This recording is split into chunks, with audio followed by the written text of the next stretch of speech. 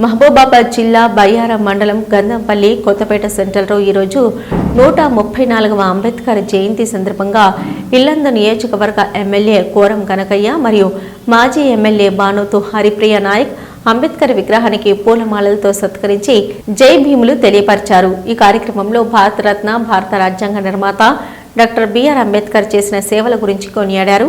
అనంతరం అంబేద్కర్ ఉత్సవ కమిటీ ఆధ్వర్యంలో మహా అన్నదాన కార్యక్రమం నిర్వహించారు. ఈ కార్యక్రమంలో మాజీ వైస్ ఎంపీపీ తాత గణేష్, కాంగ్రెస్ పార్టీ జిల్లా నాయకులు ప్రవీణ్ నాయక్, బానోతు శ్రీను, పొళ్ళూరు సుధాకర్, చెరుకుపల్లి గోపి, పల్లెపంగు ఉపేందర్, కస్తాల నవీన్, ఎర్ర బాపురావు, ఇనుపనూరు ప్రసాద్, పందుల శ్రీను, పొళ్ళూరు సురేష్, ఇమ్మడి రాము, రవి, జిల్లపల్లి పుల్లయ్య, ప్రసాద్, నరసయ్య, సర్వయ్య, పుళ్ళూరు బాలరాజు, నారపంగు రాంబాబు, మాతంగి ఉపేందర్, వెంకటేశ్వర్లు, జనగల సురేష్, కేదాసు సుధాకర్, తిప్పారపు జయరాజ్, కంచనపల్లి రవి, అనపర్తి ఉపేందర్ తదితరులు పాల్గొన్నారు.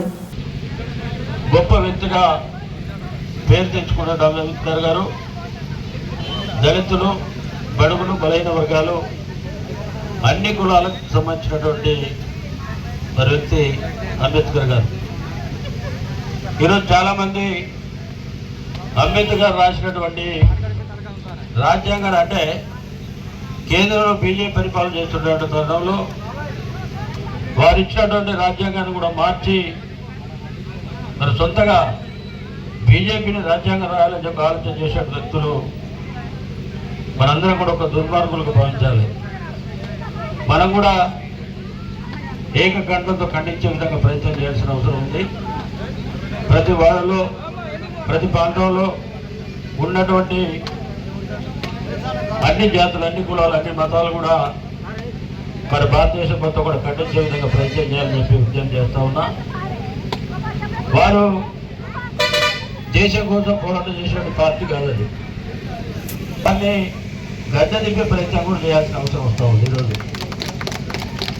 మరి అదేవిధంగా ఎన్నో సంవత్సరాలుగా దళితుల యొక్క సమస్యల్ని, వారికి ఉన్నటువంటి వర్గీకరణని మరి ఈనాడు తెలంగాణ రాష్ట్రంలో గొప్ప వ్యక్తి అయినటువంటి రేవంత్ రెడ్డి గారు ఒక ధైర్యమైన నిర్ణయం తీసుకొని మరి ఈరోజు వాళ్ళని వర్గీకరణ చేసిన గొప్ప వ్యక్తి మరి ఈనాటి ముఖ్యమంత్రి పెద్ద రేవంత్ గారు.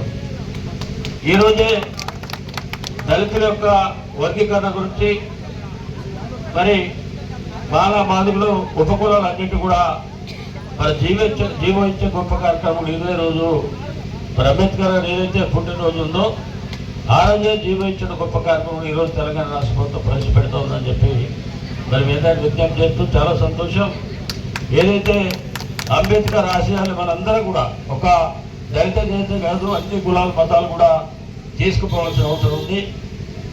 మరి ఈనాడు ఈ ప్రాంతంలో విగ్రహ దాతగా ఉన్నటువంటి వ్యక్తి మల్సూర్ గారు మన మధ్యలో లేకపోవడం చాలా మరి బాధాకరం.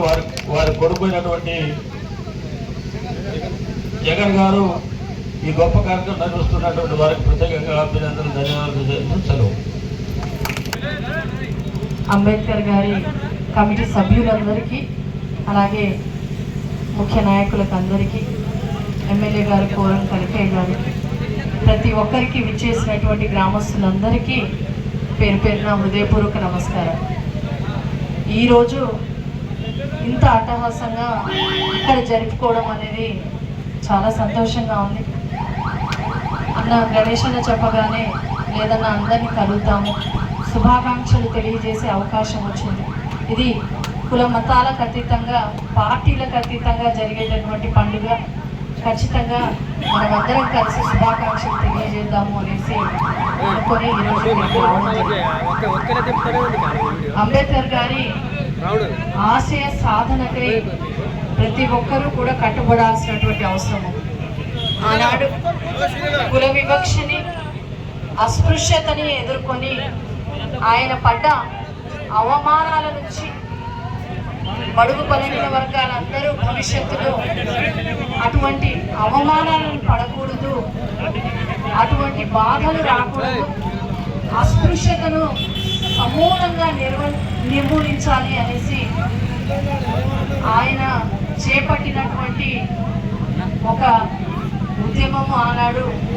అది కేవలం చదువుతోటే పాత్ర పోషించి ఈరోజు భారతదేశాన్ని నడిపించేటటువంటి రాజ్యాంగాన్ని మనకు అందించినటువంటి గొప్ప మహానుభావుడు అంబేద్కర్ గారు. ఈరోజు నేను ఎమ్మెల్యేగా అయినా ఇంకా చాలామంది ఎస్సీ ఎస్టీ రిజర్వేషన్లలో ప్రజాప్రతినిధులుగా అవుతున్నప్పటికీ ప్రతి ఒక్కరూ కూడాను ఆయన ఇచ్చినటువంటి ఆ రిజర్వేషన్ ప్రక్రియతో సహాయ సహకారాలతో ఈరోజు బడుగు బలహీన వర్గాల వాళ్ళందరూ కూడా రాజకీయ పరంగా ఈరోజు అసెంబ్లీలో కనిపిస్తున్నాము అంటే అది ఒక్క అంబేద్కర్ గారి దయ వల్లే అనేది ప్రతి ఒక్కరూ కూడా మనం అందరం గుర్తుపెట్టుకోవాలి. ఎందుకంటే సామాజిక న్యాయం అనేది ఆర్థిక పరంగా, ఎందుకంటే ఆయన ఆర్థికవేత్తగా ఉన్నారు, సామాజికవేత్తగా, అటు రాజకీయవేత్తగా, అన్ని రకాలుగా కూడా ఆర్థికంగా రాజకీయంగా సమన్యాయం ఉన్నప్పుడే బడుగు బలహీన వర్గాల వాళ్ళందరూ కూడా మరి అత్యున్నత స్థాయికి చేరుతారు అనేటువంటి భావించినటువంటి వ్యక్తి. ఈరోజు ఎంతటి గర్వకారణం అంటే సరే పార్టీలకు అతీతంగా జరుగుతున్నటువంటి విషయమైనా మన రాష్ట్రంలో జరిగింది కాబట్టి మనం ఒకసారి తలుచుకోక చెప్పదు. ఎంతటి మహోన్నత స్థానము అనేసంటే ఈరోజు భారతదేశ చరిత్రలోనే ఒక సచివాలయానికి అంబేద్కర్ గారి పేరు పెట్టిన ఏకైక తొలి ముఖ్యమంత్రి మన రాష్ట్రంలో కేసీఆర్. ఆయన నిలురూపు ఎత్తైనటువంటి విగ్రహాన్ని అంత పెద్ద ఎత్తున సచివాలయంలో ప్రతిష్ఠించి అంబేద్కర్ గారి పేరుని సచివాలయానికి పెట్టి పార్లమెంట్ కొత్తగా కడుతున్న దానికి కూడా అంబేద్కర్ గారి పేరు పెట్టాలి అనేసి మొట్టమొదటిగా ప్రతిపాదించినటువంటి ఏకైక వ్యక్తి మన తొలి ముఖ్యమంత్రి గారు. ఏదేమైనప్పటికీ ఈరోజు మనం నడుస్తున్న ప్రతి నడక అంబేద్కర్ గారు రూపుదిద్దించింది. చట్టపరంగా, సామాజిక న్యాయపరంగా మన దేశ రాజకీయ ఆర్థిక స్థితిగతుల నడక ప్రతిదీ కూడా అంబేద్కర్ గారు రూపొందించింది. ఆయన రచించినటువంటి రాజ్యాంగం మీద ఇంత భవిష్యత్తు ముందుగా ఊహించి రచించారు అనేసి అంటే ఇంతమంది మనం దాన్ని అనుసరిస్తున్నాము, మన భవిష్యత్తు తరాల వాళ్ళు కూడా దాన్ని అనుసరిస్తున్నారంటే అది బిఆర్ అంబేద్కర్ గారి మేధాశక్తికి గొప్పదనానికి నిదర్శనం. మరి అంతటి అంబేద్కర్ గారికి ఈరోజు మరి అసెంబ్లీ సాక్షిగా ఆనాడు ఘన నివాళులు అర్పించే అవకాశం వచ్చింది. ఈరోజు గంధంపల్లిలో మీ అందరి సమక్షంలో వారికి ఘన నివాళులు అర్పించే అవకాశం వచ్చినందుకు చాలా మీ అందరికీ ధన్యవాదాలు తెలియజేసుకుంటూ మరొకసారి అంబేద్కర్ గారి 134వ జయంతి మరి శుభాకాంక్షలు తెలియజేస్తున్నాను. అలాగే మన అంబేద్కర్ గారి విగ్రహ కమిటీ వారికి, వారి వంశపార్యపరంగా వస్తున్నటువంటి విగ్రహ దాత గారికి, వారి కుటుంబ సభ్యులు జగన్ గారికి అందరికీ కూడా ఇంత పెద్ద ఎత్తున నిర్వహించినటువంటి కమిటీ యూత్ పిల్లలందరికీ మరొకసారి మరి పేరు పేరున అభినందిస్తూ శుభాకాంక్షలు తెలియజేస్తూ ఈ అవకాశం ఇచ్చిన గ్రామస్తులందరికీ, పెద్దలందరికీ ధన్యవాదాలు. తీసుకున్నటువంటి ప్రోగ్రాం కాబట్టి దయచేసి అన్యదా